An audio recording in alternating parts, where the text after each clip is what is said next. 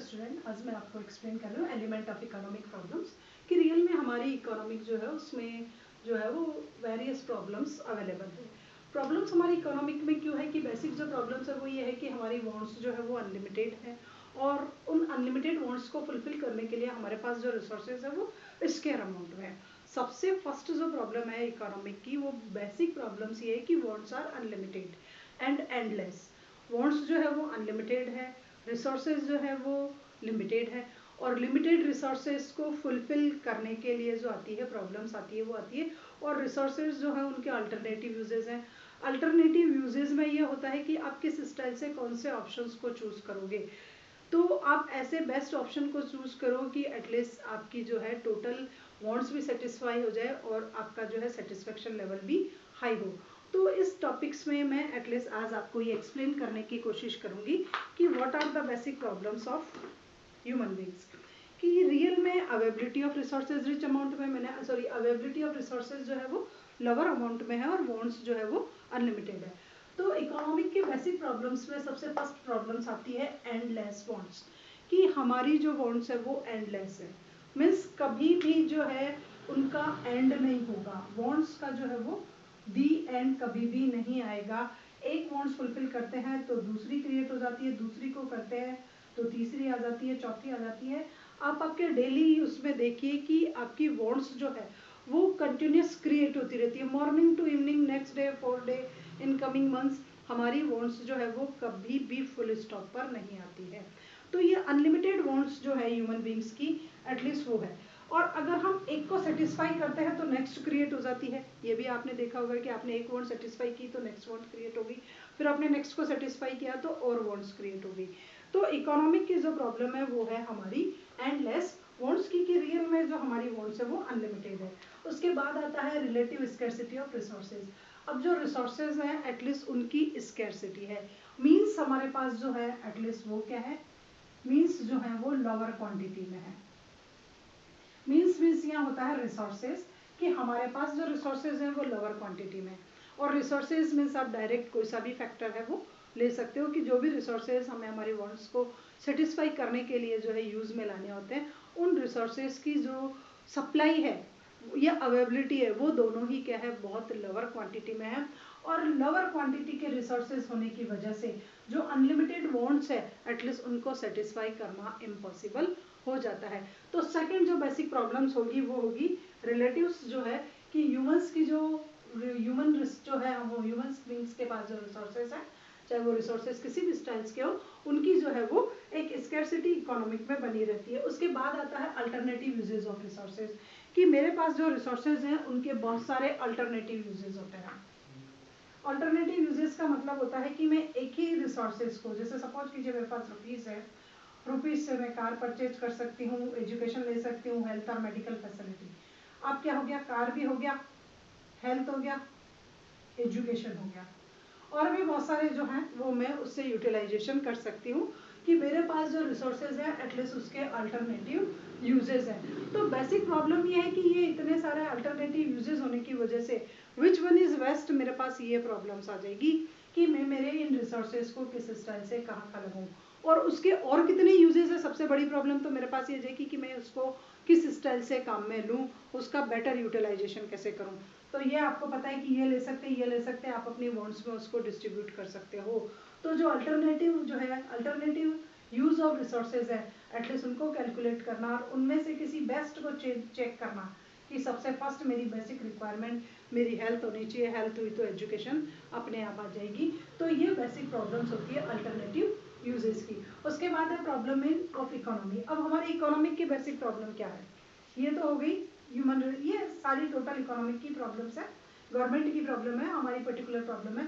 अब है problem of economic. Economic की प्रॉब्लम्स होती है कि हमारी गवर्नमेंट जो चाहती है वो चाहती है वेलफेयर को इंक्रीज करना, कि इकोनॉमिक में वेलफेयर हाई हो। तो वेलफेयर को इंक्रीज करना या मैक्सिमम सेटिस्फेक्शन करना ये गवर्नमेंट का जो है वो मेन यूटिलाइजेशन रहता है। बट इसको किस स्टाइल से अचीव किया जाए, ये हमारी इकोनॉमिक की बेसिक प्रॉब्लम्स है कि सोशल वेलफेयर इंक्रीज हो और पब्लिक में जो है वो मैक्सिमम सेटिस्फेक्शन लेवल हो, हाईएस्ट सेटिस्फेक्शन लेवल हो, एटलीस्ट ये प्रॉब्लम गवर्नमेंट को फेस करनी पड़ती है। उसके बाद आता है प्रॉब्लम ऑफ डिसीजन टेकिंग, कि आपको एक डिसीजन लेना पड़ेगा। जैसे मैंने आपको अल्टरनेटिव यूजेस बताए कि कार का भी यूज है आपके पास, कि आप कार ले सकते हो, आप अपना ट्रीटमेंट करा सकते हो, आप एजुकेशन ले सकते हो। तो यहाँ है प्रॉब्लम ऑफ डिसीजन टेकिंग, कि मुझे जो है एक डिसीजन लेना पड़ेगा, ये भी अपने आप में प्रॉब्लम्स होती है। और जो जो वेल डेवलप्ड ब्रेन का होगा, एटलीस्ट वही बेटर यूटिलाइजेशन का डिसीजन ले सकता है कि मेरे पास जो स्केयर रिसोर्सेज है, एटलीस्ट मैं उनका किस सिस्टम से ऑप्टिमम और मैक्सिमम यूटिलाइजेशन करने के लिए किसी ऐसे बेस्ट ऑप्शन को चूज करूं कि फिर मैं अदर ऑप्शंस अपने आप ला सकती हूँ। फॉर एग्जाम्पल, अगर मेरे पास हेल्थ हुई तो मैं एजुकेशन ले सकती हूँ, और एजुकेशन आई तो मैं कार को भी परचेज कर सकती हूँ। तो इस स्टाइल से कोई बेस्ट अल्टरनेटिव जो है डिसीजन मेकिंग की प्रॉब्लम आती है। उसके बाद है प्रॉब्लम ऑफ डायनामाइज या कंटिन्यूस चेंजिंग। अब प्रॉब्लम क्या आती है कि हमारी इकोनॉमिक में कंटिन्यूस चेंज होते हैं। इकोनॉमिक में क्या होता है, इकोनॉमिक जो वो डायनेमिक इकोनॉमिक है, कंटिन्यूस चेंज होते हैं। तो मेरी जो प्रायोरिटी है वो भी चेंजेस के अकॉर्डिंग हो जाएगी। कंट्री में जो डिमांड का लेवल है, एटलीस्ट वो भी कंटिन्यूस चेंज होगा। कंट्री की खुद की जो है वो कंटिन्यूस चेंजेस हो जाएगी। तो ऐसे चेंजेबल जो एनवायरनमेंट है, डायनेमिक एनवायरनमेंट में किसी भी प्रॉब्लम्स में आप पहले सोचते हो तब तक तो प्रॉब्लम ही चेंज हो जाती है, एक नई प्रॉब्लम क्रिएट हो जाती है। आप उसके बारे में सोचते हो तब तक एक नई प्रॉब्लम क्रिएट हो जाती है। तो इस स्टाइल से एक डायनेमिक इकोनॉमिक में जो है वो कंटिन्यूस चेंजिंग की प्रोसेस होती है। तो चेंजिंग की प्रोसेस के साथ आपकी प्रॉब्लम का सॉल्यूशन आता नहीं है कि आप सोचते हो ये तो कुछ नहीं थी, ये तो और बड़ी प्रॉब्लम आ गई, उसका सॉल्यूशन निकालते उससे पहले कुछ और आ जाता है तो सोचता उसको छोड़ो इसको। तो ये प्रॉब्लम हमारी इकोनॉमिक की बेसिक है। उसके बाद है problem of allocation of resources, कि गवर्नमेंट को रिसोर्सेज को एलोकेट करना पड़ता है कि इन ऑब्जेक्टिव के लिए इस स्टाइल से रिसोर्सेज एलोकेट किए। तो गवर्नमेंट को प्रायोरिटी का डिटर्मिनेशन कर करके फिर एलोकेशन को जो है डिस्ट्रीब्यूट करना पड़ता है रिसोर्सेज को। तो यहाँ ये प्रॉब्लम आती है कि किस सेक्टर्स को, किस प्रायोरिटी को जो है वो मैक्सिमम रिसोर्सेज का एलोकेशन हो, ये चूज करने की बेसिक प्रॉब्लम्स होती है। उसके बाद है स्केल ऑफ प्रेफरेंस, कि हमारे यहाँ प्रेफरेंस की स्केल चेंज हो जाती है। जो मैंने आपको बताया कि अभी प्रायोरिटी में कुछ और है, जैसे अभी कोरोना वायरस प्रायोरिटी में, तो टोटल एक्सपेंडिचर उधर हो रहा है और सारे एक्सपेंडिचर जो है वो अभी पोस्टपोन्ड हो गया। उससे पहले सेफ्टी का था, उससे पहले पुलवामा केयर था, उससे पहले कुछ और था। तो ये जो थी हमारी सिचुएशन चेंज हो जाती है।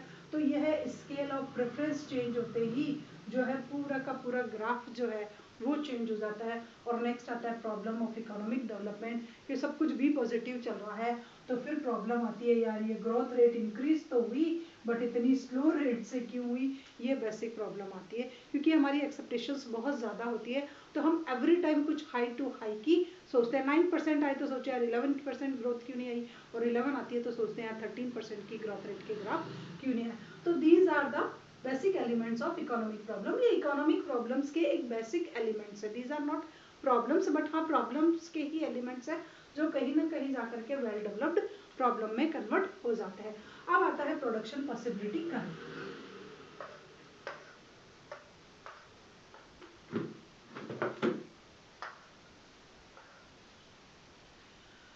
प्रोडक्शन पॉसिबिलिटी कर्व, इसको हम पीपीसी के नाम से जानते हैं। तो production possibility curve is related to all the combination of two commodities X and Y which maximum production is possible when resources and technique are static.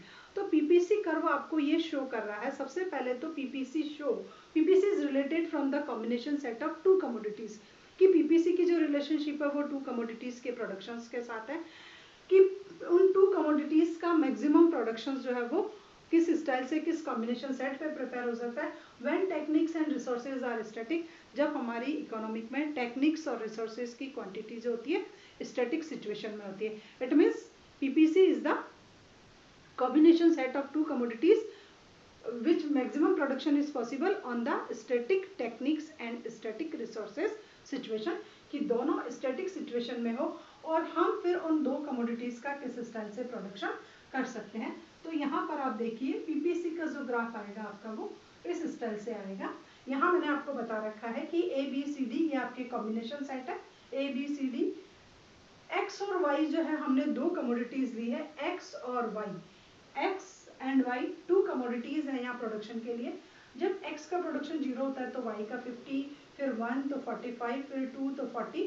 इस स्टाइल से एक्स की क्वांटिटी कंटिन्यूस इंक्रीज हो रही है और Y की quantity continuous decrease हो रही है। तो this is Y commodity and this is X commodity. X की क्वांटिटी कंटिन्यूस इंक्रीज हो रही है और वाई की डिक्रीज हो रही है। तो सबसे पहले देखिए 0 पर क्या था, 50 का लेवल था, तो this is 0 and this is 50, ये 50 का लेवल आ गया। फिर 1 पे 45, तो 1 पे यहाँ पर आप देखिए 45 आप यहाँ आ जाएंगे।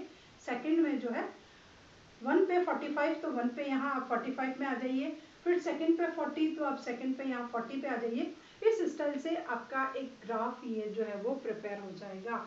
तो X and Y commodity and this is our PPC curve which show the various combination set of two commodities which are possible when techniques are in static condition.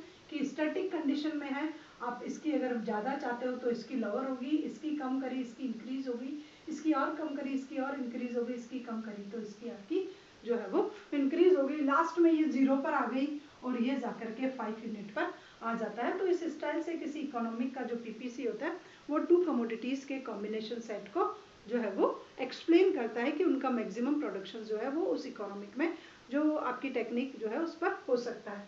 अब इसमें कौन कौन सी अजम्पशंस को हमने यूज किया है। ये ग्राफ इस स्टाइल का बनता है, तो इसमें सबसे पहली अजम्पशन था स्टैटिक टेक्निक्स कि जो टेक्निक की सिचुएशन होगी वो बिल्कुल स्टैटिक रहेगी। टेक्निक में किसी स्टाइल का कोई भी चेंजेस इसमें नहीं होता है। जो इस फर्स्ट सेट कॉम्बिनेशन सेट में जो टेक्निक थी वही आपके सेकंड कॉम्बिनेशन सेट में रहती है, वही थर्ड फोर्थ फिफ्थ एफ तक जो कॉम्बिनेशन सेट चलते हैं उसमें टेक्निक और रिसोर्सेज की क्वांटिटी में हम कुछ भी चेंजेस नहीं करते हैं। वही थे, अगर 1 लेबर और 1 कैपिटल है तो सब जगह आपके रिसोर्सेज वही रहेंगे, 1 लेबर और 1 कैपिटल, और उन्हीं के बिहाफ पे ये प्रोडक्शन पॉसिबल है। तो फर्स्ट एजम्पशन ये होगा कि जब स्टैटिक टेक्निक हो तभी पीपीसी को इवेल्युएट किया जा सकता है, वरना नहीं किया जा सकता। सेकेंड होता है फुल एम्प्लॉयमेंट कि यहाँ पर जो सिचुएशन है वो फुल एम्प्लॉयमेंट की है। इट मीन्स अब नो अनएम्प्लॉयमेंट सिचुएशन, कंट्री में ऐसा कोई फैक्टर है ही नहीं कि जिसको आप और एम्प्लॉयड लगा सको। टोटल जितने भी रिसोर्सेज थे वो फुली एम्प्लॉयड है, और फुली एम्प्लॉयड मीन्स ये होता है कि अब आपके पास कोई रिसोर्सेज ही नहीं है जिसको लगा करके और प्रोडक्शन जो है वो आप इंक्रीज कर सकते हो। उसके बाद है प्रोडक्शन ऑफ टू कमोडिटीज की प्रोडक्शन पॉसिबिलिटी कर्व जो है वो आपके टू कमोडिटीज के प्रोडक्शन को शो करता है। इसमें हम केवल मात्र 2 कमोडिटीज ही ले सकते हैं, उससे ज्यादा एक्सेस में नहीं ले सकते। 1 इंक्रीज एंड सेकंड डिक्रीज, ये सिचुएशन इसमें चलेगी क्योंकि रिसोर्सेज आर लिमिटेड, ये आपको अभी पता ही है। तो लिमिटेड रिसोर्सेज से प्रोडक्शन करना, तो एक का प्रोडक्शन हाई होगा तो ही दूसरे का प्रोडक्शन लोअर हो सकता है। तो प्रोडक्शन ऑफ टू कमोडिटीज, इसमें केवल मात्र 2 कमोडिटीज का ही प्रोडक्शन पॉसिबल है। Uses of resources with full efficiency, यहाँ जो रिसोर्सेज दिए हुए हैं, यहाँ पर जो रिसोर्सेज दिए हुए हैं कि जैसे मान लीजिए मैंने कहा 1 लेबर प्लस 1 कैपिटल, आपने इसको यूज किया है, तो ये जो है इनका पूरी एफिशिएंसी के साथ यूटिलाइजेशन हो रहा है। 8 आवर्स वर्किंग डे है तो 8 आवर्स सभी में रहेंगे कॉम्बिनेशन में, 9 तो 9, 12 तो 12, तो ये जो होगा फुल एफिशिएंसी के साथ जो है उन रिसोर्सेज का यूटिलाइजेशन किया जाएगा। कहीं भी किसी भी कॉम्बिनेशन सेट में एफिशिएंसी के साथ कोई कॉम्प्रोमाइज नहीं होगा। उसके बाद है ट्रांसफर ऑफ रिसोर्सेज, यहाँ रिसोर्सेज का ट्रांसफर पॉसिबल है फ्रॉम वन टू अनदर। ये इसमें है कि आप एक यूटिलाइजेशन से दूसरे में ट्रांसफर कर सकते हो कि लेबर और कैपिटल यहाँ लगाया तो अब कैपिटल और लेबर वहाँ लगाया, इस स्टाइल से आप ट्रांसफर कर सकते हो कि एक कॉम्बिनेशन से दूसरे कॉम्बिनेशन सेट में रिसोर्सेज का ट्रांसफर किया जा सकता है। उसके बाद है स्टैटिक सप्लाई ऑफ रिसोर्सेज, और अदर जो रिसोर्सेज है उनकी सप्लाई भी इसमें क्या होती है, स्टैटिक में होती है। टेक्निक आपकी कांस्टेंट थी और जो भी रिसोर्सेज आपने यूज किए वो सब इसमें स्टैटिक सिचुएशन में थे। तो this is the assumptions of PPC की अगर ये अजम्पशंस होगी तो आपका ग्राफ का शेप जो है वो इस स्टाइल से प्रिपेयर होगा। नेक्स्ट आता है एप्लीकेशंस की। अब हम पीपीसी की एप्लीकेशंस किस स्टाइल से करेंगे। तो सबसे फर्स्ट आता है कि इजी, कि ये जो ग्राफ है वो बिल्कुल इजी है, आप इजी गोइंग जो है वो इसकी अंडरस्टैंडिंग कर सकते हो। कि सपोज कीजिए पीपीसी का ग्राफ आपका इस स्टाइल से है, यहाँ पर जो है आप कंजम्पशंस कमोडिटी का यूटिलाइजेशन कर रहे हो और यहाँ पर हम लग्जरी जो है उन कमोडिटीज का यूटिलाइजेशन या प्रोडक्शन जो है वो कर रहे हैं। तो यहाँ मान लीजिए कंज्यूमर गुड्स है और यहाँ मान लीजिए आप कैपिटल गुड्स है। ये सिचुएशन आ गई। तो इजी अंडरस्टैंडिंग, ये ग्राफ आपको इजी गोइंग शो कर देगा। आप किसी भी ग्राफ से किसी भी स्टाइल से एक लाइन लेंगे। अब यहाँ आपको क्या पता चला कि कैपिटल गुड्स जो प्रोडक्शन है वो मोर है इन कंपैरिजन देन कौन से आइटम्स, आपके कंज्यूमर गुड्स के। तो यहाँ पर क्या हो गया, capital is more than consumer goods, या आप दे लीजिए luxuries is more than consumer goods. इस पॉइंट्स पर जो है वो आपके प्रोडक्शन का ग्राफ इस स्टाइल से है। अब आपको अगर किसी सेकेंड लाइन पर आकर के अगर कोई कहे कि इसको इवेल्युएट कराओ, तो आप इजी गोइंग इवेल्युएट कर देते हो कि in this situations the luxury item is less in comparison than consumptions items. तो इस पीपीसी का एक बेसिक एप्लीकेशन ये है कि इसकी अंडरस्टैंडिंग जो है वो आप किसी भी लाइन से कहीं भी कर सकते हो, बोथ आर इक्वल। इस स्टाइल से इसका जो है वो आपको शो हो जाएगा। आपने क्या लिया है वो आपको पता चल जाएगा कि ओ वाई पर लग्जरी लिया और ओ एक्स पर कंजम्पशन लिया है। तो इन पॉइंट्स पर क्या सिचुएशन है, ए पर क्या सिचुएशन थी, बी पर क्या है और सी पर क्या है। तो ए की सिचुएशन ये थी कि कैपिटल इज मोर, बी की सिचुएशन ये थी और सी पे थी बोथ आर इक्वल। ये है सॉरी बी पॉइंट्स पर बोथ आर इक्वल। तो ये आपको इजी जो है वो अंडरस्टैंडिंग हो जाता है। उसके बाद है difference between developed and developing countries. Second जो आपका पॉइंट है, difference between develop and developing. ये टू टाइप्स की कंट्रीज होती है, तो इसमें हमें डिफरेंस किस स्टाइल से पता चल जाएगा। फॉर एग्जाम्पल यही था, वही वाला ग्राफ है, वापस ले लेती हूँ कि this is capital goods and these are the consumer goods. ये लिया मैंने, ओ एक्स पर ये है और ओ वाई पर आपके कैपिटल गुड्स का लिया।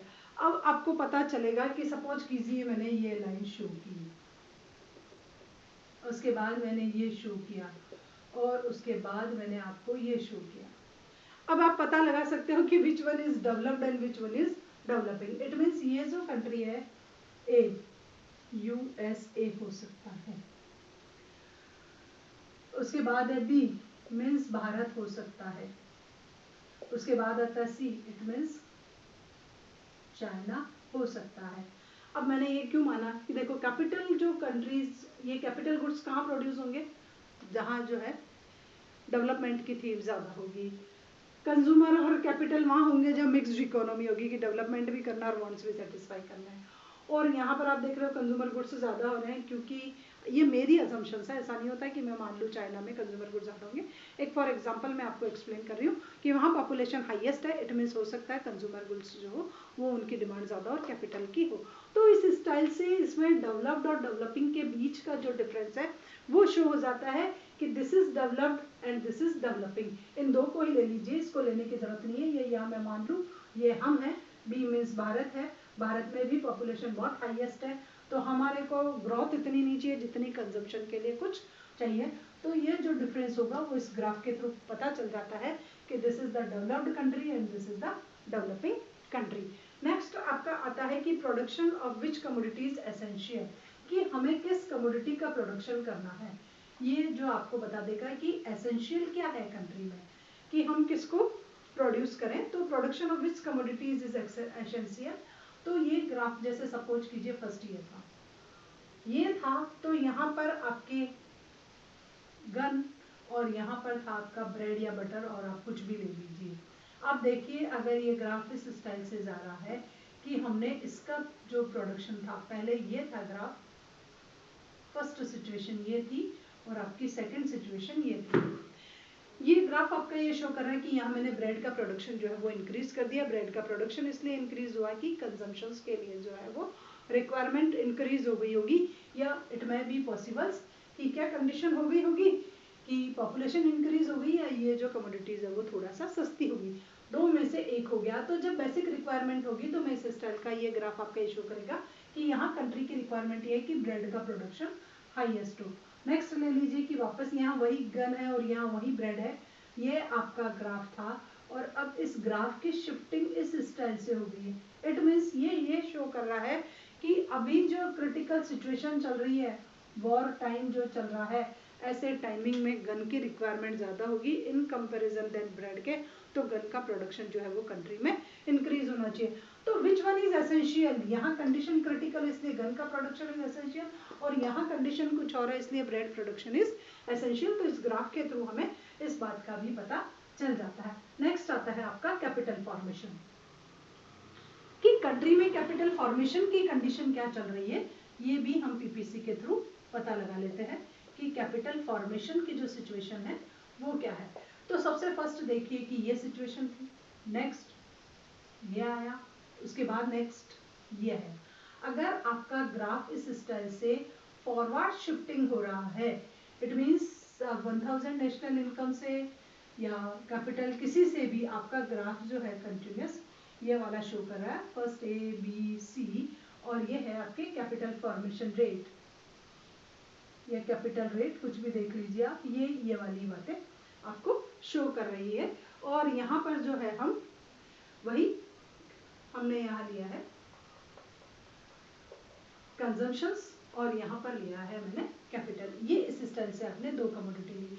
अब इनका कंटिन्यूस प्रोडक्शन इंक्रीज हो रहा है, दोनों ही गुड्स का, कंज्यूमरेबल गुड्स का और कैपिटल फॉर्मेशन रेट का, दोनों का प्रोडक्शन हाई हो रहा है, या कैपिटल गुड्स का और कंज्यूमर गुड्स का हमारा प्रोडक्शन जो है वो हाई हो रहा है। तो पहली सिचुएशन से आप आगे गए, इट मीन्स ये सिचुएशन ये शो कर रही है कि कंट्री में कैपिटल फॉर्मेशन की जो रेट है वो स्ट्रॉन्ग टू स्ट्रॉन्ग हो रही है, क्योंकि जितनी ज़्यादा अर्निंग होगी उतनी सेविंग होगी और उतना ही इन्वेस्टमेंट होगा।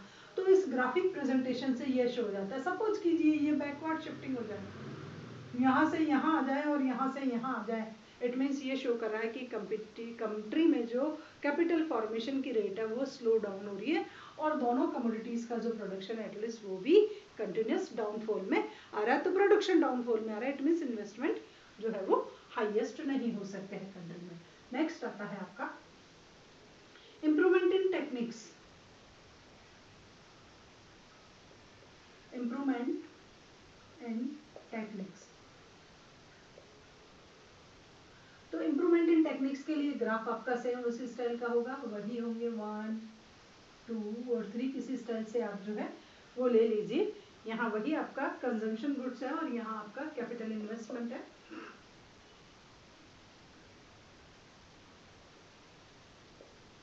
अब अगर आपका ये ग्राफ वापस वही हाईएस्ट है, वही उसी स्टाइल का डायग्राम है, तो हमारी सिचुएशन ये होगी कि यहाँ पर क्या है, आपका प्रोडक्शन है, ये किसको शो कर रहा है, प्रोडक्शन को शो कर रहा है। दोनों कमोडिटीज का प्रोडक्शन हाई होता जा रहा है, इट मीन्स कंट्री में टेक्निक में इम्प्रूवमेंट हो रहा है। टेक्निक में क्या हो रहा है, इम्प्रूवमेंट हो रहा है। वही रिसोर्सेज थे, पहले 1000 का होता था, फिर 12,000 का, फिर 15,000 का। अगर इस स्टाइल से प्रोडक्शन इंक्रीज हो रहा है सेम उससे, तो हम कहेंगे कि टेक्निक का जो रिसोर्स, टेक्निक में जो चेंजेस हो रहे हैं वो हमारी इकोनॉमिक में टेक्निक अपडेट हो रही है। उसके बाद आता है, ये थे इसके एलिमेंट्स के पॉइंट्स। तो this is all about PPC. अब आपको समझ में आ गया होगा कि पीपीसी क्या होता है, बेसिक प्रॉब्लम्स क्या होती है, पीपीसी की अजम्पशंस क्या थी, और पीपीसी का एप्लीकेशन जो है वो किस स्टाइल से होता है। नेक्स्ट टॉपिक में मैं आपको इकोनॉमिक सिस्टम के बारे में एक्सप्लेन करूंगी।